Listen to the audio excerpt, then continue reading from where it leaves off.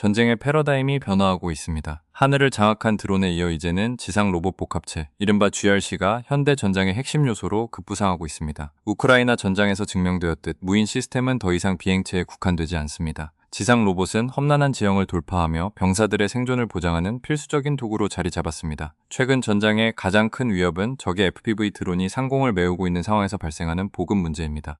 전통적인 보급 방식은 매우 위험한 임무가 되었으며 브래들리 장갑차조차 드론의 공격을 피하기 어려운 실정입니다. 이에 따라 보병들은 은밀한 이동을 위해 도보로 작전 지역에 진입해야 하지만 30kg에 달하는 군장을 메고 이동하는 병사들은 속도가 느리고 쉽게 지치며 적에게 노출될 위험이 큽니다. 이러한 맥락에서 GRC는 인간을 대신해 가장 위험한 임무를 수행하는 지능형 조력자로 등장했습니다. GRC는 원격 조종을 통해 험지를 이동하며 물자를 운송하는 지상 플랫폼입니다. 군사 전문가들은 영토를 실제로 통제하는 것은 여전히 보병의 몫이지만 로봇이 탄약과 식량을 운반함으로써 병사들의 생존율을 획기적으로 높일 수 있다고 분석합니다. 조종사는 안전한 지하 벙커에서 시스템을 제어하고 열화상 카메라로도 탐지하기 어려운 저프로세스 설계의 로봇이 표적지까지 화물을 운송하는 방식입니다. 현재 가장 널리 활용되는 GRC는 물류 플랫폼 형태입니다.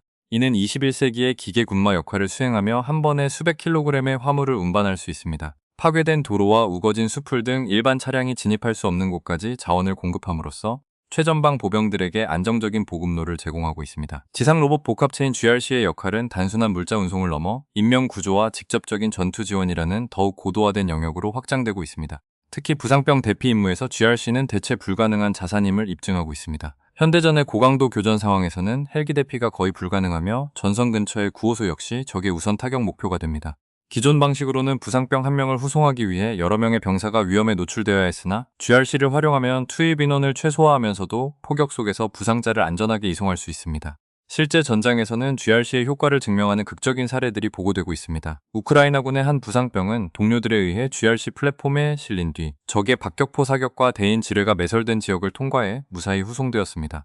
로봇의 강화된 차체는 파편으로부터 부상자를 보호했으며 조종사의 숙련된 조작으로 적 드론의 공격 경로를 회피하며 메디컬팀에 도달할 수 있었습니다. 또한 야간 대피 작전 중 시속 70km 이상의 속도로 주행하며 적의 FPV 드론 추격을 따돌리고 부상병을 구출해낸 사례는 GRC의 기동성과 생존 능력을 여실히 보여줍니다. 나아가 GRC는 전투 모듈을 통합하며 능동적인 화력 지원 유닛으로 진화하고 있습니다.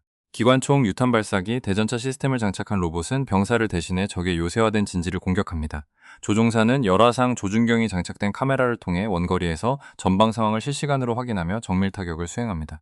최근 작전에서는 보병 투입이 위험한 건물 밀집 지역에 소형 GRC를 투입해 정찰을 수행한 뒤 적의 탄약고나 지휘소 근처에서 직접 자폭하거나 인화성 물질에 사격하여 아군 피해 없이 적의 물류 체계를 파괴하는 성과를 거두기도 했습니다. 여기에 인공지능 기술의 결합은 GRC를 단순한 원격 조종 완구가 아닌 완전한 전투 도구로 변모시키고 있습니다.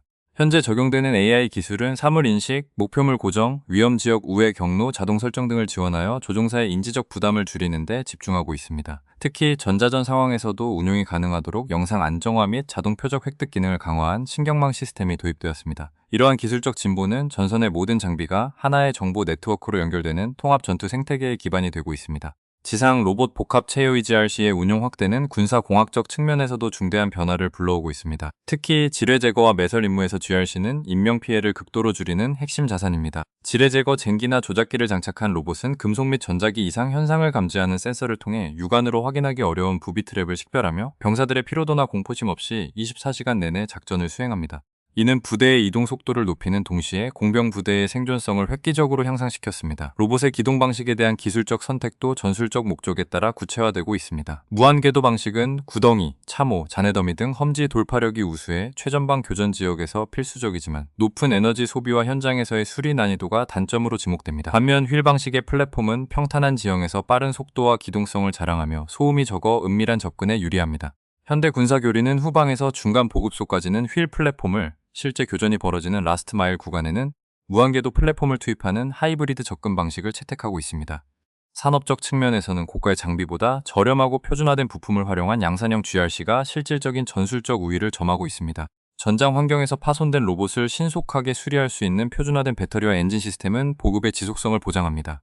또한 원격 조종사의 심리적 상태와 훈련 방식도 새로운 과제로 떠오르고 있습니다. 모니터를 통해 수킬로미터 밖의 전장을 통제하는 조종사들은 고도의 집중력과 판단력을 요구받으며 이에 대응하기 위한 전문 교육 센터의 필요성이 증대되고 있습니다. 결론적으로 지상 로봇화는 보병을 기계로 완전히 대체하는 것이 아니라 기술적 우위를 통해 인간의 능력을 확장하는 과정입니다.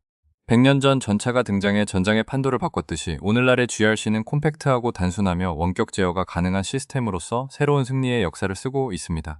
드론 조종사가 620 모든 영역에서 핵심 병과로 자리 잡은 가운데 기술적 진보와 적의 대응 사이의 끊임없는 경주가 21세기 현대전의 향방을 결정지을 전망입니다. 영상이 유익하셨다면 구독과 좋아요 부탁드립니다. 시청해주셔서 감사합니다.